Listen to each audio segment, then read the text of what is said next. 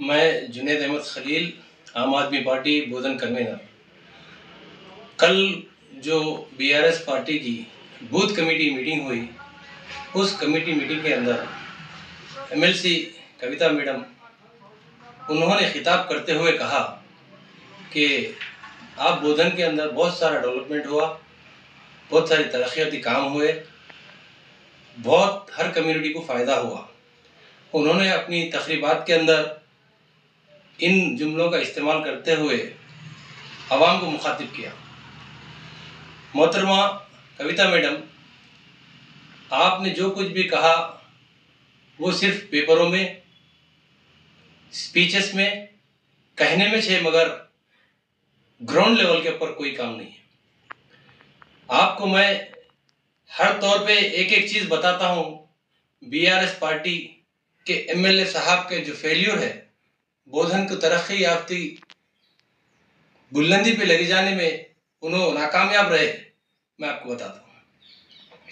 बोधन के अंदर सबसे बड़ा स्टेट लेवल का जो एजेंडा था आप लोगों का, मैनिफेस्टो में आपने डबल बेडरूम का जिक्र किया।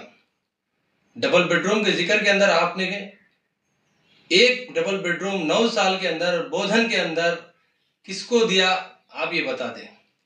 9 साल के अंदर आप एक डबल बेडरूम नहीं दिए, क्या ये तरक्याती काम है? अभी जो बने गए डबल बेडरूम 380 बने गए और एप्लीकेशंस 10,000 आए। 600 अलॉटमेंट हुआ, 600, मगर 380 क्यों बने गए? और वो जो 600 अलॉटमेंट हुआ वो 200 का बहुत बड़ा घपला है, वो भी आने वाले दिनों में मैं बताता हूँ। 380 में उन्होंने अब तक 10,000 एप्लीकेशन लिए, किसको देंगे, कब देंगे? और डबल बेडरूम कहाँ बने गया? डबल बेडरूम जहां बने गया वो गुज़िश्ता म्युनिसिपल काउंसिल इलेक्शन के अंदर ग्राम पंचायत से अर्बन में उसको इंक्लूड करे। ग्राम पंचायत का एरिया था, विलेज का एरिया था, अर्बन में मिलाए। तो यानी एमएलए शकील आमिर साहब गुज़िश्ता 5 सालों में डबल बेडरूम अर्बन वालों के लिए जगह तक देखने की जहमत नहीं करे, तो क्या उन्होंने डेवलपमेंट करे बोधन के लिए, आप बताइए। ये सबसे बड़ा फेल्यूर है डबल बेडरूम का। उसी के साथ साथ बोधन के अंदर आप लोगों ने कहा कि multi speciality hospital state agenda था आप लोगों का। आप लोग केसीआर किट के नाम पे खाली किट बांट रहे, वो भी किसको बांट रहे? जिसको डिलीवरी, यानी बोधन के अंदर हमारे पास गायनेकोलॉजिस्ट डॉक्टर्स के जो प्राइवेट हॉस्पिटल्स है वो कोई भी कॉन्स्टिट्यूंसी में नहीं है तेलंगाना के अंदर, उतने ज्यादा हमारे पास है। निजामाबाद डिस्ट्रिक्ट लेवल है, मैं निजामाबाद डिस्ट्रिक्ट लेवल की बात नहीं कर रहा हूँ, बोधन का क्यों है? बांसवाड़े में एक भी नहीं है गायनेकोलॉजिस्ट हॉस्पिटल, बोधन में क्यों है? क्योंकि बोधन के गवर्नमेंट हॉस्पिटल के अंदर गायनिक सेक्शन फेल्यूर है, जिसकी वजह से प्राइवेट हॉस्पिटल्स की सबसे ज्यादा यहाँ पे आमद हो रही। और हमारे एमएलए शकील आमिर साहब प्राइवेट हॉस्पिटल्स के इनाग्रेशनों में जाते हैं। बोधन गवर्नमेंट हॉस्पिटल का इनाग्रेशन डबल बेडरूम 250 बेडों का जो इनाग्रेशन करते, बोले शकनगर के अंदर क्या हुआ उसका वाला। आपकी अपनी जबानी थी कि निजाम शुगर फैक्ट्री को 100 दिन के अंदर तेलंगाना की हुकूमत बनेंगी तो हम वापस ला लेंगे। बेचारे ले ऑफ हो गया। ले ऑफ होने की सबसे बड़ी वजह आप ही के लीडर्स है, जिन्होंने रोड की जमीन का मुतालिबा किया, गरीबों के झोपड़ियां उठाए वहां से और उनसे प्राइवेट मैनेजमेंट से जबरदस्ती की कि इन जमीनों का मामला करो। उन्होंने मौका का फायदा उठाया, ले ऑफ कर दिया। ले ऑफ करने के बाद में 49% गवर्नमेंट का शेयर है उसके अंदर। आप इलीगल तरीके से ले ऑफ हुआ कि वो एम्प्लॉइज को हक दिलाने के लिए हमारे बोधन के एमएलए शकील आमिर साहब एक बार भी म्युनिसिपालिटी के अंदर ये मुद्दा नहीं उठाए। तीसरी बात, बोधन के अंदर 9 साल पहले ट्रैफिक पुलिस स्टेशन रहा करता था, मगर तेलंगाना की हुकूमत आने के बाद ट्रैफिक पुलिस स्टेशन गायब। बांसवाड़े के अंदर सिग्नल्स आ गए, मगर बोधन के अंदर सिग्नल्स नहीं आए। जो चीज यहाँ पे पहले थी, सब डिविजनल ऑफिस थी, यहां से सब डिविजनल ऑफिस भी चली गई। आपका एजेंडा था माइनॉरिटी रेसिडेंशियल स्कूल्स, आज तक माइनॉरिटी रेसिडेंशियल स्कूल्स के अंदर बॉयज हॉस्टल के लिए बिल्डिंग नहीं है आपके पास। आज भी जो माइनॉरिटी रेसिडेंशियल स्कूल रक्कासपेट में जो चला रहे प्राइवेट बिल्डिंग, जिसके अंदर पानी नहाने के लिए बच्चों को फैसिलिटी नहीं है, खिड़कियां पूरे टूटे हुए हैं, मच्छरों से परेशान है। 100 से ज्यादा सरकारी स्कूल हैं बोधन के अंदर। आप अगर 200-400 बच्चों का एडमिशन है, मगर यहाँ पे अगर प्राइवेट गवर्नमेंट स्कूलों को अगर आप तरजीह देते तो एक एक स्कूल में हजार हजार बच्चा पढ़ता था। 1 लाख बच्चा गवर्नमेंट स्कूल में पढ़ सकता था, मगर आपने गवर्नमेंट स्कूलों को तरक्की लाने के लिए कोई सोचा ही नहीं। कई स्कूलों के अंदर, गवर्नमेंट स्कूलों के अंदर आप जायजा लीजिए, एक टीचर 5-5 सब्जेक्ट पढ़ाता है, 5-5 क्लासों को पढ़ाता है एट ए टाइम। एक क्लास के अंदर 5 क्लास के बच्चे पढ़ रहे हैं, LKG, UKG, first class, second class, third class, fourth class, fifth class, इन पूरे क्लास के बच्चे एक क्लासरूम में बैठ के पढ़ रहे हैं। ये क्या डेवलपमेंट है? हमारे बाजू में प्राइमरी हाई स्कूल के अंदर उर्दू टीचर नहीं है, तेलुगु टीचर नहीं है, 10th क्लास के बच्चों का कैसा मुस्तकबिल? ये क्या डेवलपमेंट? आपने कहा कि माइनॉरिटीज को टीआरएस गवर्नमेंट सबसे ज्यादा दी, क्या दी मैडम? 12% रिजर्वेशन देते बोल के आप दिए।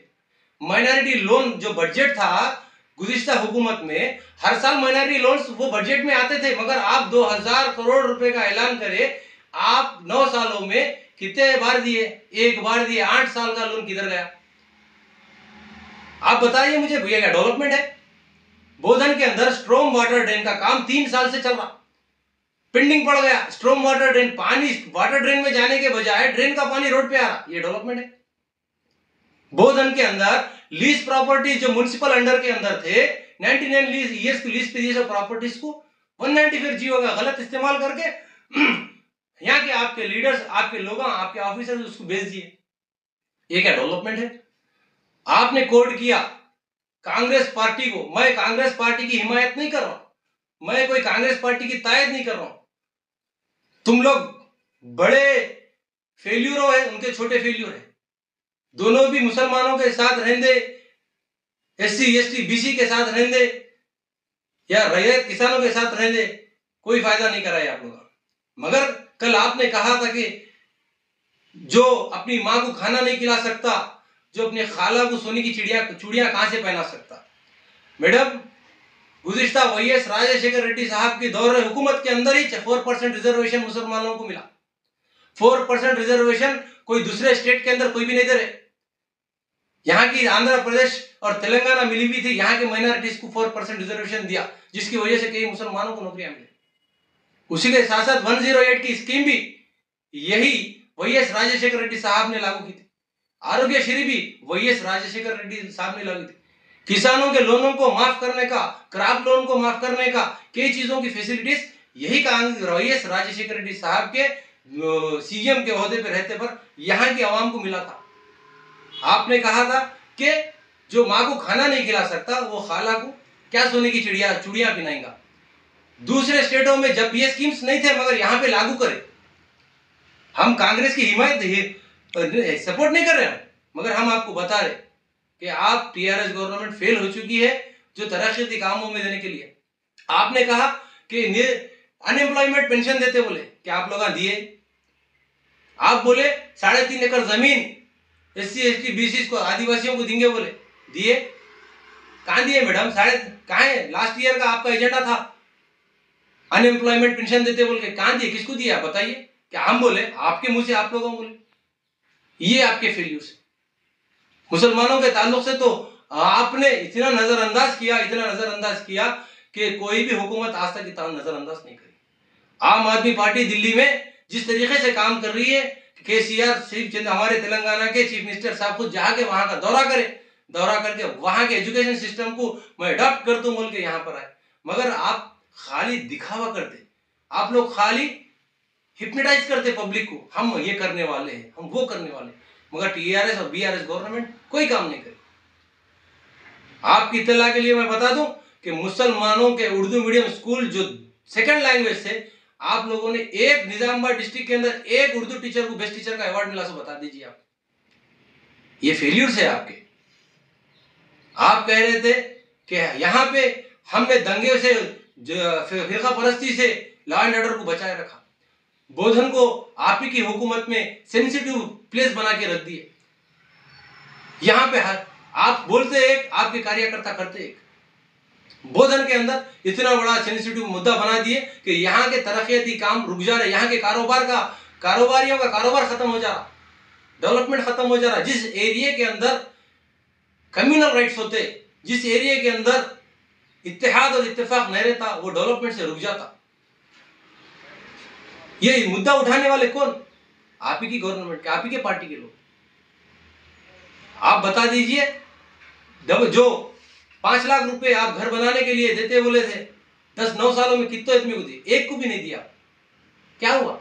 उर्दू हाल के पास 25 से 50 आदमी रोड पे अपना तिजारत का काम करते थे, ये आप ही के एमएलए साहब ने उनको वहां से उठाने लगा दिया, ये कह करके हम उर्दू हाल के अंदर इतने मलगियां बनाएंगे, उर्दू हाल को इतना फंड लाएंगे, उर्दू हाल को इतना डेवलप करेंगे। आज उर्दू हाल के अंदर सांपा फिर रहे, कौन करे? ये डेवलपमेंट के काम नहीं होते। रेवेन्यू किसा बढ़ता मैडम? रेवेन्यू गवर्नमेंट डिपार्टमेंट के ऑफिस आने से, एजुकेशन इंस्टीट्यूट खुलने से, यहाँ पे इंडस्ट्रीज खुलने से रेवेन्यू बढ़ता। रेवेन्यू अगर नहीं बढ़ा तो यहाँ के लोग अपना मुस्तकबिल यहाँ नहीं है समझ के यहाँ से हिजरत कर लेते, पलायन कर लेते, दूसरी जगह जाते। मगर बोधन की आवाम को 9 साल से टीआरएस बीआरएस पार्टी से सिर्फ धोखा ही धोखा मिला। आने वाले दिनों के अंदर आम आदमी पार्टी भी अपनी मेहनत के साथ, अपनी ईमानदारी के साथ बोधन की आवाम को तरक्याती लाने के लिए, बोधन के डेवलपमेंट के लिए काम कर रही है। आने वाले दिनों में भी इंतखाबात में हिस्सा लेंगी और आगे भी हम काम करके हमारी मेहनत से आवाम के सामने जाएंगे। हमारा जो गवर्नमेंट मॉडल है दिल्ली का, पंजाब का, वो मॉडल बताएंगे। आपसे गुजारिश है, अभी भी वक्त है, अभी भी वक्त है आपके पास कि आप असेंबली डिसॉल्व से पहले निजाम शुगर फैक्ट्री का मसला